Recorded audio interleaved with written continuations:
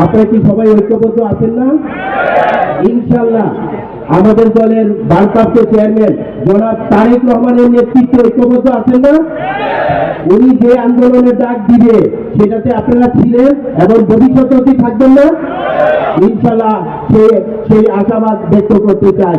সেই সাথে আরেকটু কথা বলতে চাই, আপনারা দীর্ঘদিন সংগ্রাম করেছেন, জেল খেটেছেন, অনেক নির্যাতন শিকার হয়েছেন, অনেক ত্যাগ স্বীকার করেছেন।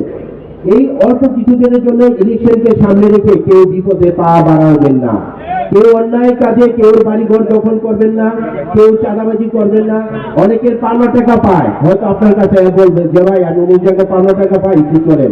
আল্লাহর হস্তে এই ১-১.৫ বছরের জন্য কোথায় যাওয়া যাবে না। অন্তত দলের স্বার্থে এইটা কি ত্যাগ করতে আপনারা পারবেন?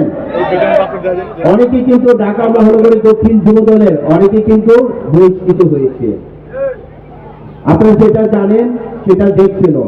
ইনশাআল্লাহ সেই খারাপ কাজ থেকে সবাই ত্যাগ করবেন এবং আগামী দিনে খন্দকার এনাম ও রবিউল ইসলাম নয়ন ইনশাআল্লাহ আপনাদের মূল্যায়ন করবে। জনাব তারেক রহমান একটি কথা কি বলেছে, যে মিছিলের শেষ ছেলেটিকেও দলের পোস্ট দেওয়া হবে। ইনশাআল্লাহ আপনারা মূল্যায়ন হবে।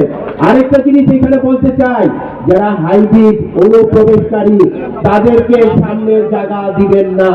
সে যে কেউ হোক তারে পাঠিয়ে দিবেন পিছনে, তার লাইন পিছনে থাকবে, সে আগে আসতে পারবে না।